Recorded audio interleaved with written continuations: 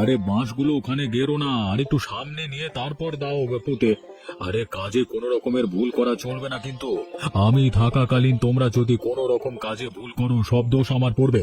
মানুষ আমাকে নিয়ে হাসি ঠাট্টা করবে। আপনি কোনো চিন্তা করবেন না। আপনাকে কত করে বললাম আপনি এসব নিয়ে চিন্তা না করে বাড়িতে একটু বিশ্রাম নিন। আপনার শরীরটা তো তেমন একটা ভালো যাচ্ছে না। শুধু শুধু এখানে পরিশ্রম করা আপনার জন্য ভালো নয়। পরিশ্রম না করলে শরীর ভালো থাকে না। এখানে এসে তোমাদের সাথে টুকটাক যেটুকু কাজ করছি, সেজন্যই আমার শরীর ভালো লাগছে। বাড়িতে একা একা বসে থাকলে মোটেও ভালো লাগতো না। আচ্ছা ঠিক আছে, আপনার যাতে ভালো লাগে সেটাই করুন। তবে এখানে রোদের মধ্যে আপনি দাঁড়িয়ে থেকে অসুস্থ হয়ে পড়বেন। আপনি একটু ওই পাশটায় গিয়ে দাঁড়ান, তারপর আমরা কি কাজ করছি দেখুন। আচ্ছা ঠিক আছে, তোমরা কাজগুলো ভালোভাবে দেখে দেখে করো। আমি ওপাশটায় গেলাম, কেমন? কি খবর? আগে ভাগেই তোমরা সবাই আমার বাড়িতে চলে আসলে যে। এখনো তো রান্নার কিছু আয়োজন হয়নি, তার আগেই তোমরা সবাই হাজির। আমরা কি তোমার বাড়িতে আসতে পারবো না নাকি? আমরা কি শুধু আয়োজনের জন্য এসেছি তোমার সাথে একটু গল্প করতে। অন্য কোনো সময় তো আমার সাথে গল্প করতে তোমরা এতজন আসো না। আজকে তো সবাই মিলে চলে এসেছো দেখছি। এই সময়টা আসলে আমার কদর অনেক বেড়ে যায় তোমাদের কাছে। অন্য সময় তো কদর থাকে না। এটা তুমি কেমন কথা বলছো? তোমার কদর সব সময়ই আমাদের কাছে থাকে। তুমি এটা বলতে পারো, এই সময় তোমার কদর একটু বেশিই থাকে। তোমাদের সাথে কথায় পারবো না। কথায় তোমরা সবাই জিতবে, বুঝেছো? সবাই তো সবকিছুতে পারে না। যেমন আমরা তোমার মতো ভালো রান্না পারি না, তেমনি তুমিও আমাদের মতো কথায় পারো না। এদিকে আপনারা যা পারেন আমি তা কিছুই পারি না। আমি হচ্ছে আরো বোকা।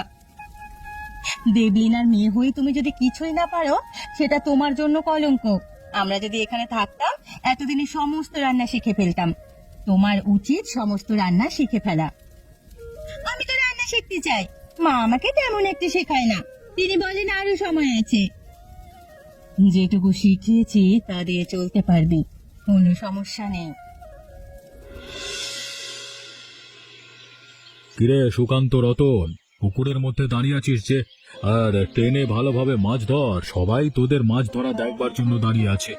গ্রামে কেমন একটা উৎসব মুখর পরিবেশ। পুকুরের পানি অনেক ঠান্ডা। মন চাচ্ছে এখনই পুকুর থেকে উঠে পড়ি।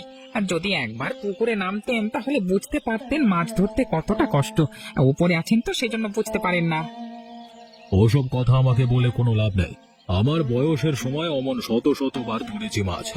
কোনো সময় আমাদের কোনো সমস্যা হয়নি, তোদেরই যত সমস্যা। আরে রতন, হরিপ্রসাদ বাবুর সাথে কথা বলতে যাস না। যে কোনো কথা বললে তিনি শুধু একটা কথাই বলেন। সেই জন্য আমি তার সাথে কোনো কথাই বলতে চাই না।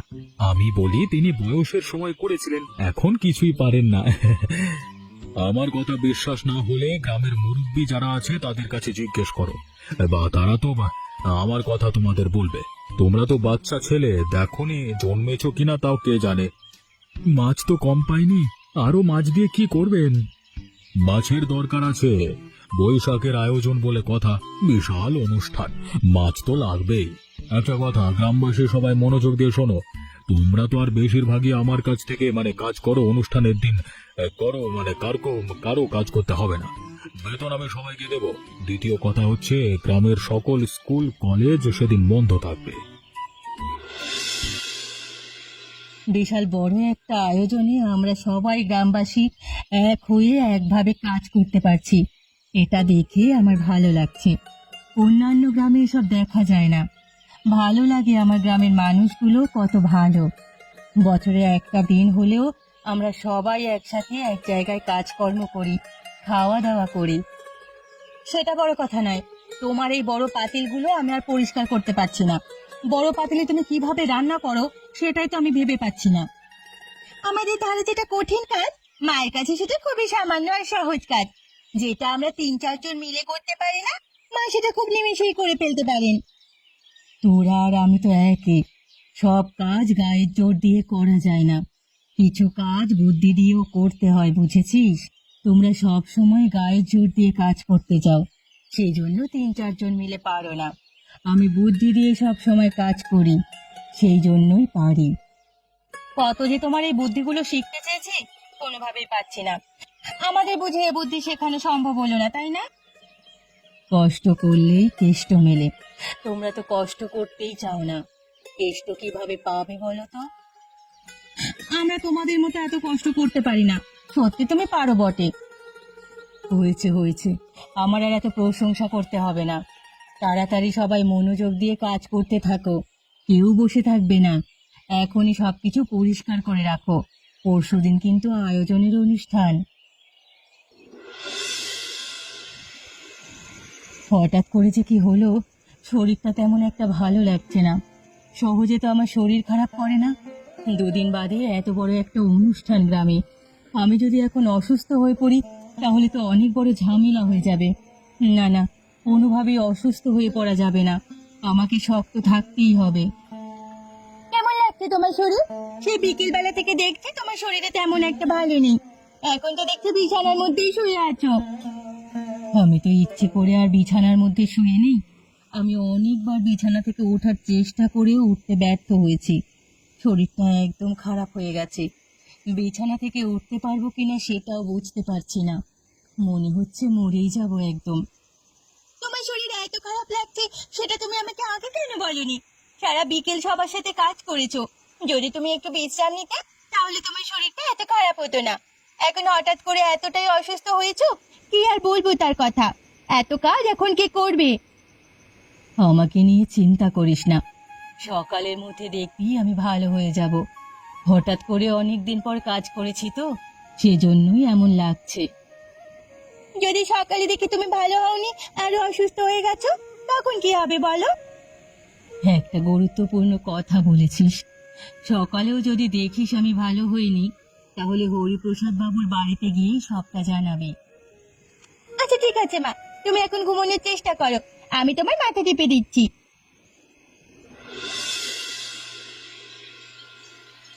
হরিপ্রসাদ বাবু বাড়িতে আছেন নাকি? আমি রেণুকা। ঘুম থেকে জাগলে একবার এদিকে এসে আমার কথা শুনে যান, গুরুত্বপূর্ণ কথা আছে আপনার সাথে।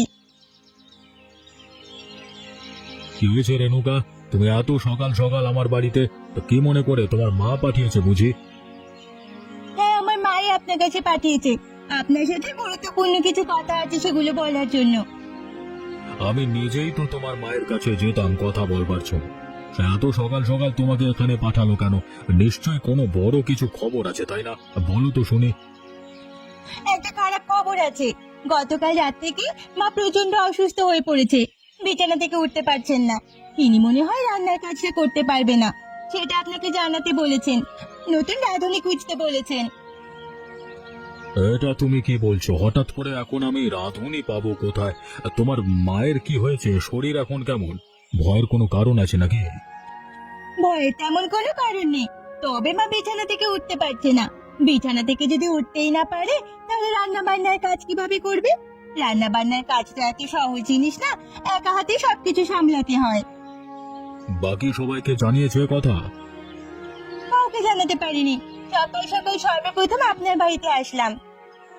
আচ্ছা ঠিক আছে, আমি দেখছি কি করা যায়। তুমি যাও, আমি একটু পর বাকিদের নিয়ে তোমাদের বাড়িতে তোমার মাকে দেখবার জন্য আসছি। তুমি যাও।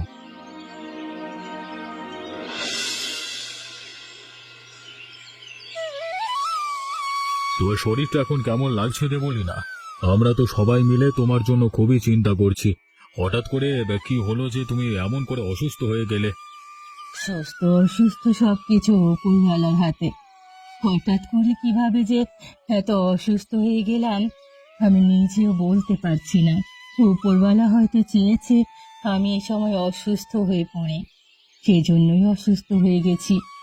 তোমার যে অবস্থা দেখছি তাতে তো মনে হচ্ছে তুমি রান্না করতে পারবে না। কি পারবে? আমি কোনো মতে উঠে দাঁড়াতেও পারছি না। উঠে দাঁড়ালেও রান্না করতে পারবো কিনা সেটা নিয়ে সন্দেহ। আপনারা অন্য কোনো রাঁধুনি দেখুন, আমার মনে হচ্ছে আমি পারবো না। আমি আপনাদের বিপদের মধ্যে ফেলে দিলাম। বিপদে তো আমরা অবশ্যই পড়েছি, এটা তো কোনো বিষয় নয়। তুমি তো আর ইচ্ছে করে আমাদের বিপদে ফেলাওনি। অসুস্থতা বলে কয়ে তো আর আসে না, এখানে তো আর তোমার হাত নেই। যাই হোক, আমি দেখি কি করা যায়। এই সময় রাঁধুনি জোগাড় করা বড় মুশকিল হয়ে যাবে। আপনারা চাইলে রেণুকাকে দিয়ে রান্না করাতে পারেন। আমি ওকে অনেক কিছু শিখিয়েছি, ও ভালোই রান্না করতে পারে। যদি কোনো কিছুতে সমস্যা হয় আমি তো আছি, শিখিয়ে দেব। দরকার হলে আমি চেয়ারের পাশে বসে থাকবো। না না, এভাবে রান্না করা যায় না। গ্রামের সমস্ত মানুষ খাবে, মেহমান আসবে, তাদের সামনে যদি রান্না 19-20 হয়ে যায় তখন আমাদের গ্রামের মান ইজ্জত চলে যাবে। আমি আপনাদের বললাম, যেটা ভালো মনে হয় করবেন। আচ্ছা ঠিক আছে, আমরা যাই, ভেবে তোমাকে জানাবো। হ্যাঁ, সুকান্ত রতনকে সেই কখন পাঠালাম সকালবেলায় নতুন রাঁধুনি খোঁজবার জন্য। রাতে কি করছে আমি তো বুঝতেই পারছি না, এখনো তো এলো না। কোথাও রাঁধুনি খুঁজে পাওয়া যাচ্ছে না। যদি খুঁজে পেতো তাহলে এতক্ষণে চলে আসতো।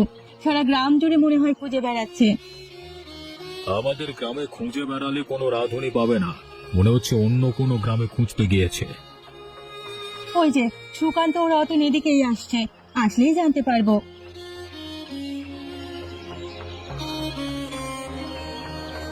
সবাইকে দুঃখের সহিত বলতে হচ্ছে, আশেপাশের 5 গ্রামে আমরা খুঁজে দেখেছি, কোথাও কোনো রাঁধুনি পেলাম না। তাহলে কি এবারে রান্নার আয়োজনটা আর হবে না? হঠাৎ করে এমন অমঙ্গল কেন যে আসলো সেটাই তো বুঝতে পারছি না। কোন দিকে যাব, কি করব, কিছুই তো বুঝতে পারছি না। আমি একটা কথা বলি। বলো। দেবলীনা তো বলেছিল তার মেয়ে রেণুকাকে দিয়ে রাঁধাতে। রেণুকা নিশ্চয়ই দেবলীনার কাছ থেকে অনেক রান্না বান্না শিখেছে। দেবলীনা নিজে বসে যদি তাকে সবকিছু দেখিয়ে দেয়, নিশ্চয়ই সে ভালো রান্না করতে পারবে। আমাদের হাতে তো আর কোনো উপায় নেই, এটা করলে কেমন হয়? যেহেতু আমাদের হাতে কোনো উপায় নেই, সেহেতু এটাই আমাদের করা উচিত। তাছাড়া কি করবেন বলুন তো বাবু? আমি নিজেও সেটাই ভাবছিলাম, কোনো উপায় যেহেতু নেই, চলো দেবলীনাকে গিয়ে আমরা সবাই তাহলে বলে আসি, ওরা প্রস্তুতি নিক। আমরা সবাই আলোচনা করেছি, গ্রামের সকাল থেকে খুঁজে দেখেছি, কোথাও নতুন রাঁধুনি পেলাম না। এভাবে তো বড় একটা অনুষ্ঠান ভেস্তে যেতে পারে না। কোনো না কোনো ভাবে রান্নার কাজ তো চালিয়ে নিতেই হবে। তুমি যদি দেবলীনা রাজি থাকুন এবং নিজে সবটার দায়িত্ব নাও, সেক্ষেত্রে আমরা রেণুকাকে দিয়ে রান্না করাতে পারি। এদের বলেছি আপনারা কোনো চিন্তা করবেন না, রেণুকা ভালো রান্না পারে। ও তো আমার মেয়ে, এর আগেও তো আমাকে রান্না করে খাইয়েছে। মানে হয়তো এত বড় রান্না করেনি, তবে আমি যদি ওর পাশে থাকি ও সব ধরনের রান্নাই করতে পারবে, এটা আমার বিশ্বাস। রেণুকা যদি সব ধরনের রান্না খুবই ভালোভাবে করতে পারে, সেটা তো আমাদের জন্যই লাভ। আমরা তো এটাই চাই, যেন আমাদের রান্না সবকিছু ঠিকঠাক মতো হোক, কেউ যেন আমাদের বদনাম করতে না পারুক। তবে কিছুটা ভয় তো থেকেই যায়, বুঝতেই তো পারছেন দেবলীনা দি। আমি সবটাই বুঝতে পারছি। স্বপ্ন বললাম না, তোমাদের তো কোনো মাথা ব্যথা করতে হবে না। তোমরা বাড়ি গিয়ে ঘুমাও। কালকে সবাই প্রথমে আমার বাড়িতে আসবে। এখানে যত জিনিসপত্র আছে স্কুলের মাঠে নিয়ে যাবে। এখানে বসেই রান্না বান্নার কাজ হবে।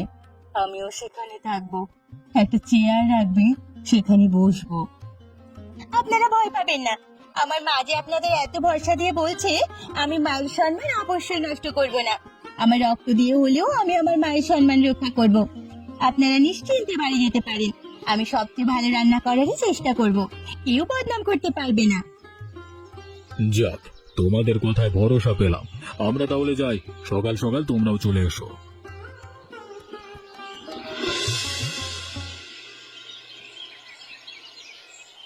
আমি অনেক বড় মুখ করে সবার কাছে তোর কথা বলেছি মা। তুই আমার মুখটা ছোট হতে দিস না। ভালোভাবেই রান্নাটা করিস। আমাকে কোনোভাবেই অসম্মান হতে দিস না। আমার বড় গলা, বড় জোর, বড় মুখ সব রাখিস। তুমি আমাকে আশীর্বাদ করো মা, আমি তোমার মুখ উজ্জ্বল করব। তুমি শুধু আমাকে কিছু সাহায্য করবে, সেখানে বসে থাকবে, বাকি কাজ আমি করব। ওর কোনো ভয় নেই মা। আমার শরীর যদি ভালো থাকে অবশ্যই আমি সেখানে থাকবো। তোকে সব রকমের কাজে আমি সাহায্য করব। তোকে কোনো চিন্তা করতে হবে না। আর যদি আমি সকালে সেখানে না যেতে পারি, তুই কিন্তু কোনোভাবে ভয় পাবি না। সব কাজ একা হাতে সামলে নিবি। কেউ যেন কোনোভাবেই তোর কাজের ভুল না ধরতে পারে। আর খাবার নিয়ে কোনো ধরনের সমস্যা যেন না হয়। এই ছোটবেলা থেকে তোমার কাছে রান্না শিখেছি। এত কিছু এখন আর আমাকে বুঝিয়ে দেওয়া লাগবে না মা। আমি আমার সবটুকু চেষ্টা করব ভালো করে রান্না করার জন্য। বাকিটা উপরওয়ালার ইচ্ছা। কালকে কিন্তু সব কাজ নিয়ে তুই অনেক ব্যস্ততার মধ্যে থাকবি। নিজের খাওয়া দাওয়া কিছুই হবে না, তাড়াতাড়ি উঠে খেয়ে নিবি, তারপর সেখানে যাবি। না খেয়ে যাবি না কিন্তু। ঠিক আছে মা, আমাকে নিয়ে তোমার এত চিন্তা করতে হবে না। তুমি শুধু আমাকে আশীর্বাদ করো। এখন ভাতগুলো খাও, তারপর ওষুধ খাওয়াবো।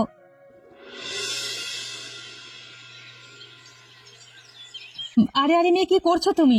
ভাত কি বেশি হয়ে যাবে? এতক্ষণ ভাত চুলায় রাখা কোনোভাবেই ঠিক হবে না। তাড়াতাড়ি ভাতগুলো উঠিয়ে নাও।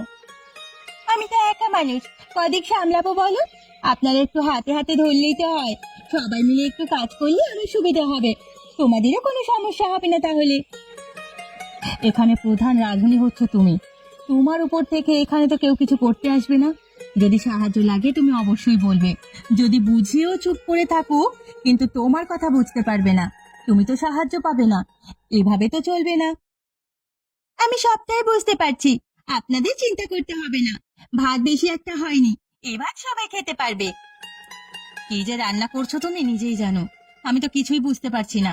একটু আগে তরকারি চেখে দেখলাম, সেখানে লবণের পরিমাণ অনেক বেশি। এত লবণ হলে লোকজন খায় কিভাবে বলো তো? তুমি কি আদৌ রান্না পারো নাকি পারো না, সেটাই তো বুঝতে পারছি না। তখন তো গর্ব করে বলেছিলে, এখন তো তার কোনো নমুনাই তোমার মধ্যে দেখতে পাচ্ছি না আমি। আপনারা আমার উপর ভরসা রাখেন, শেষ পর্যন্ত কেমন রান্না হয় আপনারা দেখতে পারবেন। শেষ পর্যন্ত গিয়ে যদি দেখি তুমি আমাদের মান ইজ্জত সবকিছু ধুলোয় মিশিয়ে দিচ্ছ, তখন আমাদের হাতে আর করার মতো কিছুই থাকবে না।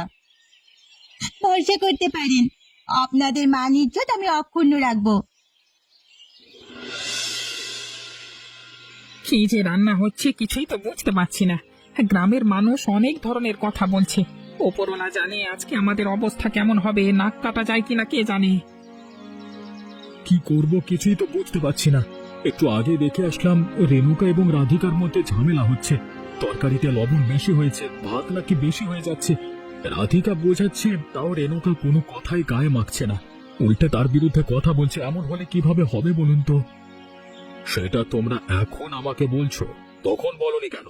রান্না তো শেষের দিকে, আমার সকল অতিথি এসেছে, গ্রামবাসীও এসেছে। এখন যদি তাদের কোনোভাবে খাবার না দিই, তাহলে তো আর এক ঝামেলা। সবাইকে তো এখন আমাকে খাবার দিতেই হবে।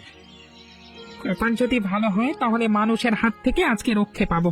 কপাল খারাপ হলে কখন গ্রামবাসীর হাতে গরম থালায় খাই কে জানে।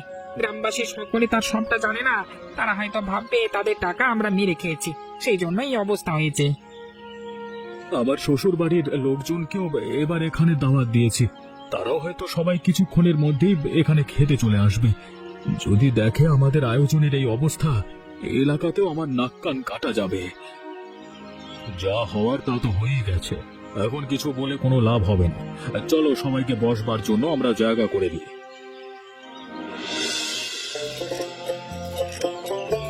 সবাইকে তো খাবার দিলাম, খাবার কেমন হয়েছে সেটাই তো বুঝতে পারছি না। সবাই তো খাবার খাচ্ছে, কিছু তো বলছে না। আমিও তো সেটাই ভাবছি, সবাই কেমন করে খাবার খেয়ে নিচ্ছে, কেউ কোনো কথাই বলছে না। এক কাজ করি, আমরা একটু খাবার খেয়ে দেখি কেমন হয়েছে, তাহলে আমরা বুঝতে পারবো। অন্য লোকের আশায় বসে থাকলে হবে না। এমন হতে পারে লোকজন লজ্জার কারণে কিছু বলতে পারছে না, আমরা এখানে আছি সেজন্য। তোমরা একদম ঠিক কথা বলেছো। আমি একটা প্লেটে করে কিছুটা খাবার নিয়ে আসি, তারপর দেখছি। একে এ খাবার এত মজার কেন? আমি তো বাপের জন্মেও এত মজার খাবার কোনোদিন খাইনি। আমাদের প্রধান রাঁধুনি দেবলীনা এর আগে কোনোদিন এত স্বাদ করে খাবার রান্না করতে পারিনি। আমাদের একদিনের রাঁধুনি রেণুকা এটা কি রান্না করলো! হায় হায় হায় হায়! কি হয়েছে বাবু, আপনি এমন করছেন কেন? খাবার মনে হচ্ছে ভালো হয়নি, তাই না? আমি আমার যথাসাধ্য চেষ্টা করেছি, আর যদি খারাপ হয় তাও আমার মায়ের কাছে কিছু বলবেন না। আমার মা অনেক কষ্ট পাবে, তিনি তো অসুস্থ। তোমার ভয় পাওয়ার কোনো কারণ নেই রেণুকা। তুমি একদিনের রাঁধুনি হয়ে যে পরিমাণ ভালো খাবার রান্না করেছো সেটা অকল্পনীয়। আমরা ভাবতেও পারিনি তুমি এত সুন্দর করে খাবার রান্না করবে। গ্রামের সবাই তোমার নামে সুনাম করছে। আমরা নিজেরা খাবার খেয়েছি, দেখেছি, খুবই ভালো হয়েছে। সবই উপরওয়ালার ইচ্ছা। আমি চেষ্টা করেছি, বাকিটা তিনিই দিয়েছেন, আর সবকিছু আমার মাই শিখিয়েছেন।